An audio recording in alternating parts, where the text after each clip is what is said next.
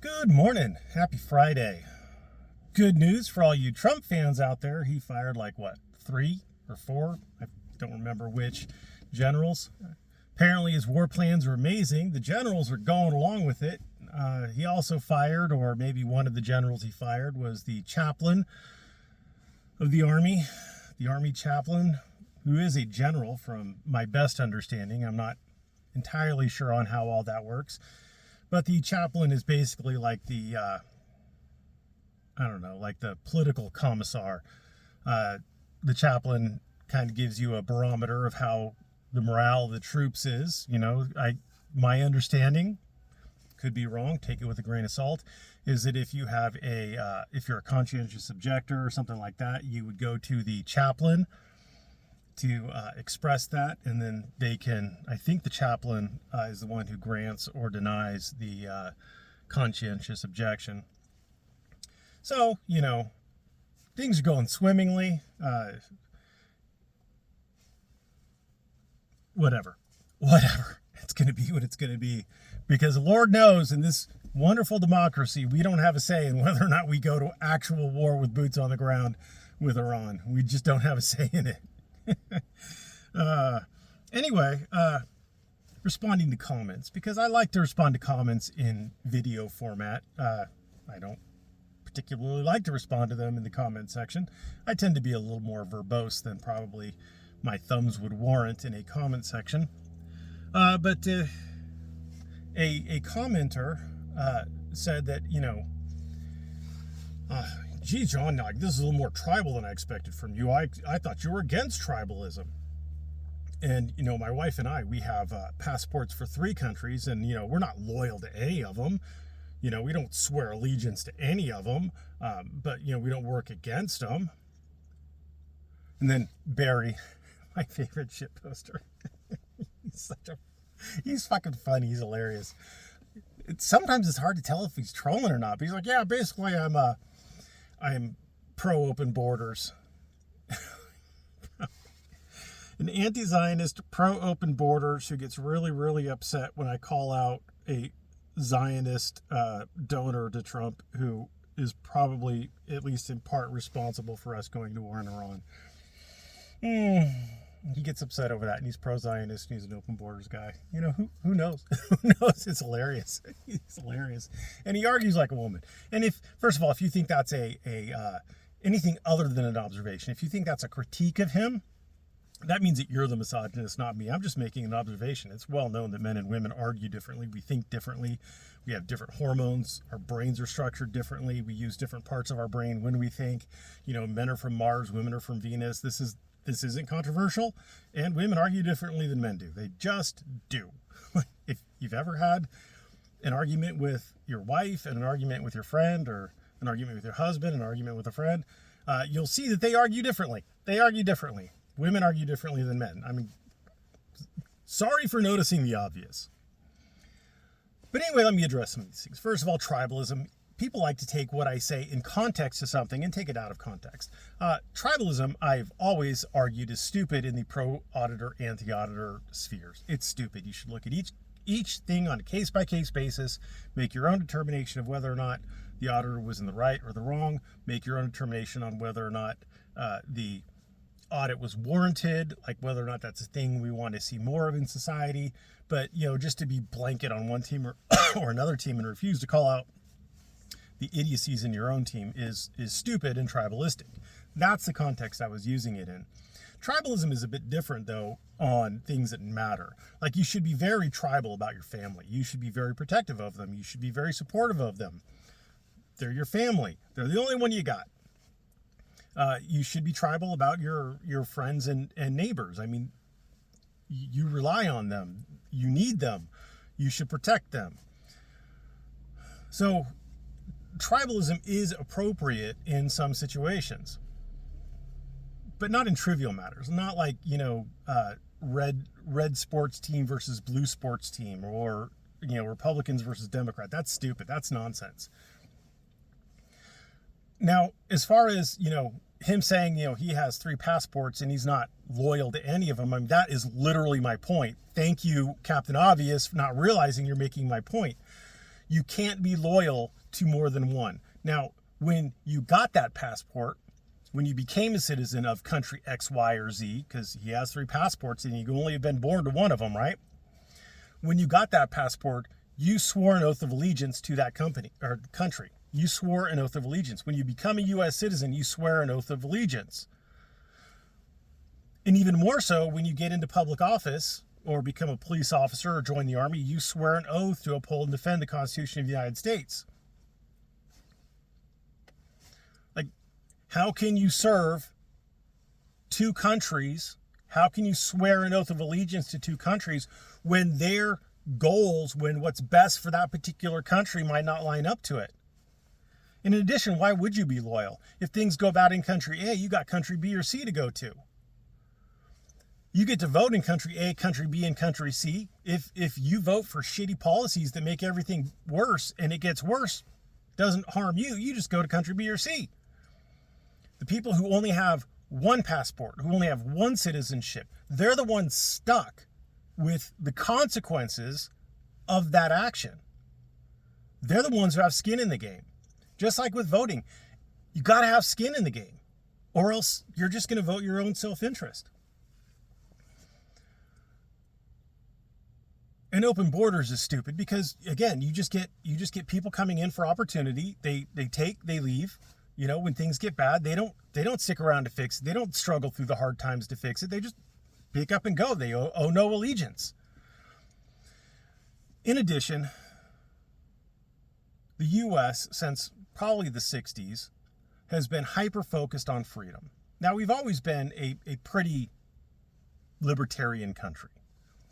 Freedom's always been important, but there's been a backbone of duty behind everything. You owed a duty to your country, and people took that duty seriously. Jury duty, enlisting for war, like during World War II. I mean, they were during the Civil War. During war, Americans stepped up and joined. They took their duty seriously. They did jury duty. It was an honor to serve in public office. A close friend of mine, who happens to be Jewish, is an attorney, and he's been practicing law for like 54 years now. He's been practicing law 53, 54, a long time. And one of the stories that he often recounts to me, because he's old and he says the same stories over and over again, is how back when he started to practice, the judges who became judges had successful law practices, and they took a pay cut to become a judge to repay the community. Out of a sense of duty, is what he's saying. It's out of a sense of duty. Duty is hyper important. Duty is way more important than freedom. Freedom is the luxury that you get after you've fulfilled all your duties. In families, duty is everything. I have a duty as a husband and father to protect and provide for my family. My wife has a duty to love and obey me and to raise the children. Those are duties. I have a duty to my country. You can call it loyalty. I have a duty to my country. I have a duty to pay taxes. I have a duty to serve on juries. I had jury service in December, and I have jury service coming up in on the 7th. I mean, it's ridiculous, but I have a duty, and I do my duty. Because duty, it doesn't make you happy, but it gives you, when you fulfill your role, you feel accomplished. You feel like you have a purpose. For a long time through my life, I was rolling through easy and free, skating by, doing the bare minimum, just having my freedom. And there wasn't any reward, any gratification at the end of it. Was I happy? In a temporal sense, sure, at the time, when I was playing a video game or when I was getting drunk or when I was sleeping around, sure, temporarily, but I realized I was not satisfied. I wasn't complete. And being a protector and provider for a family resolved that for me. I have a purpose. I have a duty. I have obligations, and they give me a sense of fulfillment. There's the old saying, families that pray together stay together, and praying together is only an outward manifestation of a person with a sense of duty. They have a duty to God, and they have a duty to their family, and so they pray with their family. What you're actually seeing there is a person who puts duty above freedom. It's not fun to pray, but you do your duty. And if you're a person who does your duty, you're going to do your duty to your wife. And your wife, if she's doing her duty praying with everybody, is going to do her duty to her husband. And they're going to stay together because that's what you do. It's not always happy. It's not always fun. As a divorce lawyer, the number one reason that women come into me to get a divorce is I'm not happy. Like they'll tell you all sorts of other things, but like when you break down through it and you actually get to the nuts and bolts of it, I'm not happy. I want to be happy. I want to go do my own thing. I don't want to be bound to this guy. I don't want to have a duty to him. I want to be free. In my experience, I haven't seen freedom bring joy to any of these people. I mean, I'm sure there are exceptions. I talk about rules more than I talk about exceptions to rules. But you owe duty. And duty is important. And just like it's important in a family, it's important in a country. Because it is a reciprocal relationship between the state and the citizen, between the sovereign and the subject. It is a reciprocal set of duties.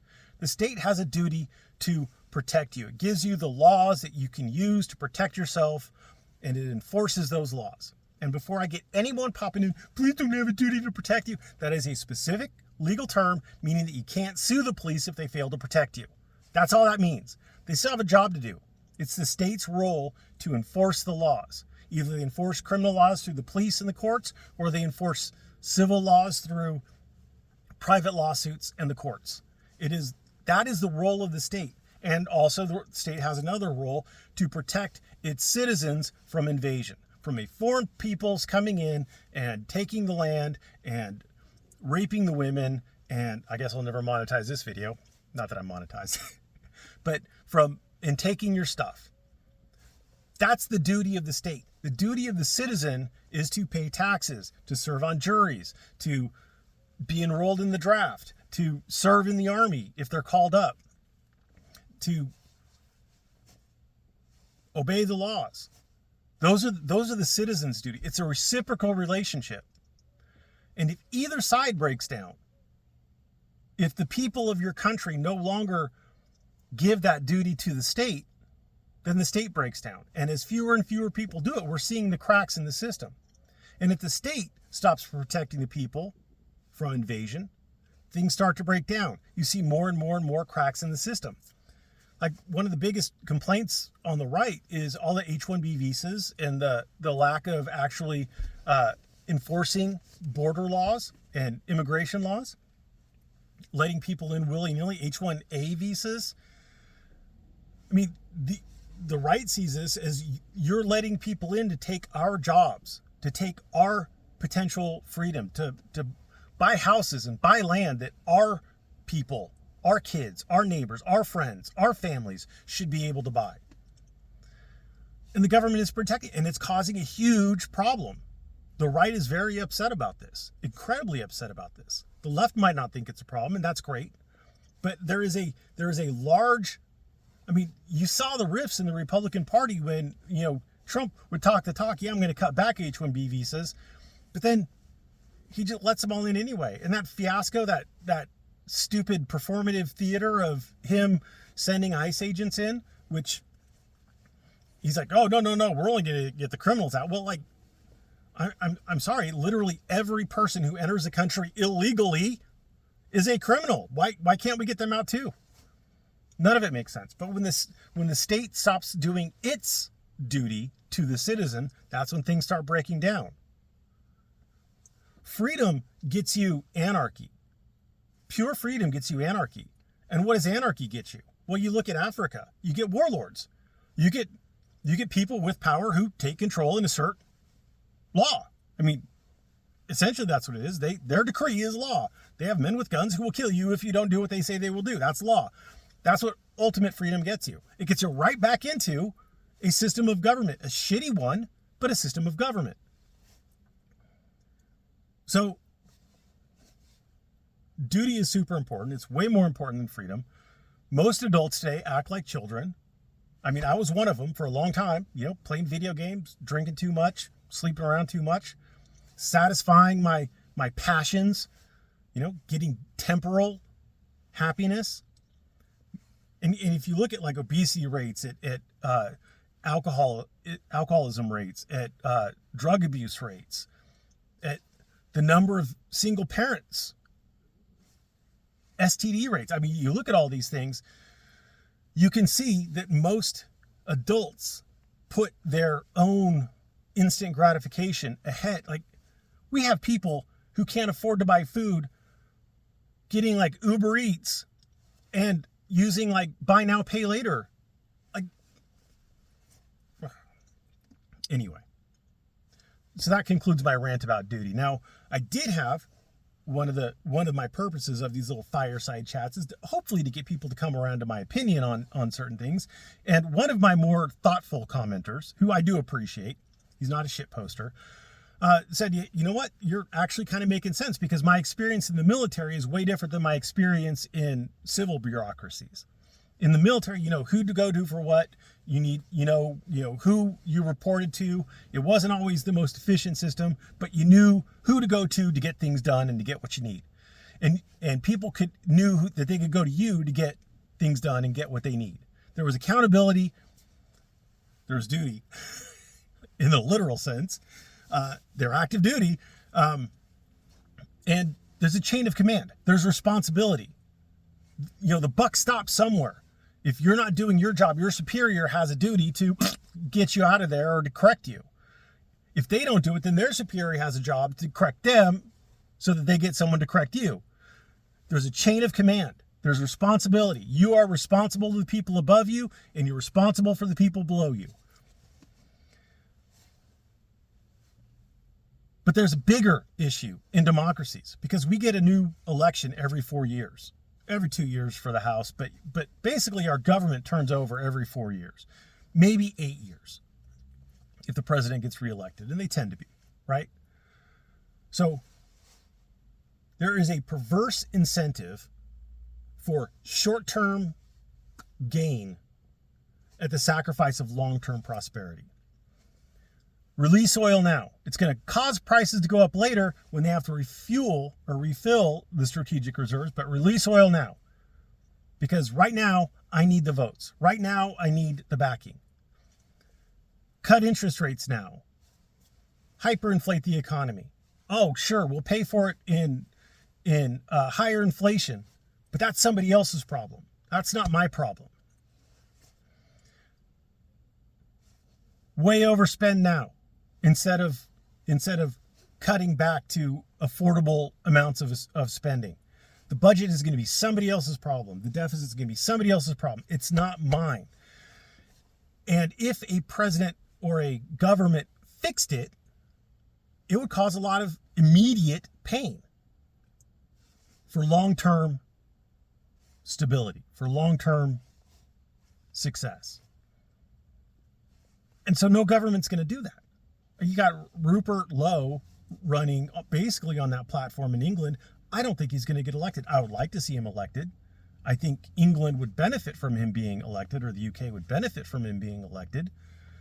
But I don't think he's going to get elected, because people are going to say, what?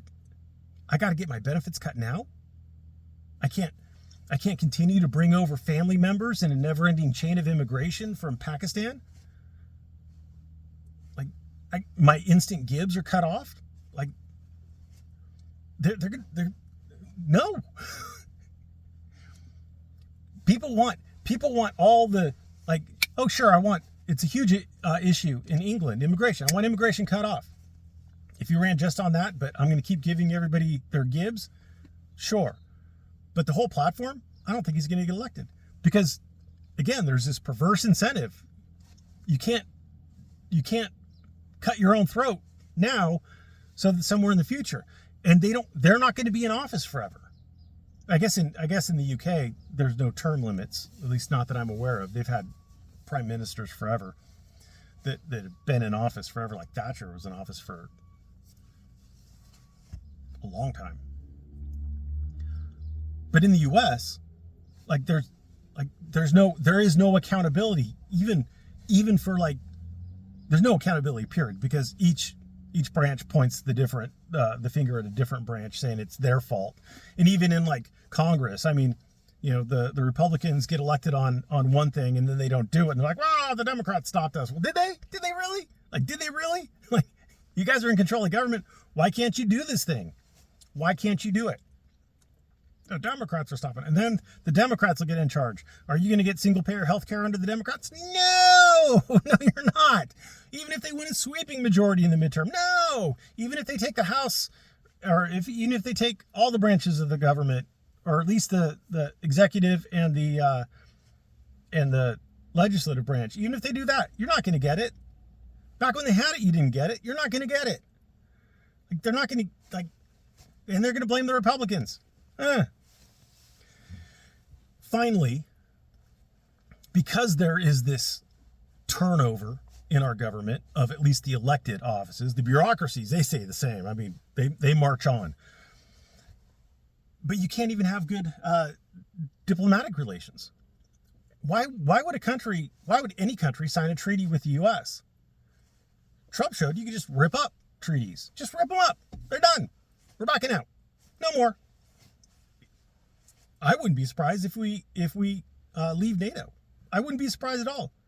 But he ripped up the JCPOA with Iran. Just, what was that renewable energy one that he backed out of? Ripped it up. Why would a country go into a treaty with us when they know that in 4 years or 8 years, the next president could just be like, nope, never happened. Never happened. None of it makes sense. Democracy is just a terrible, terrible system. And I know Winston Churchill once said, democracy is the worst system except for every other system. No, it's not. Kingdoms can be stable for literal millennia. Literal millennia. So that's my point. I'm sticking to it. Thanks for watching. Have a great Friday.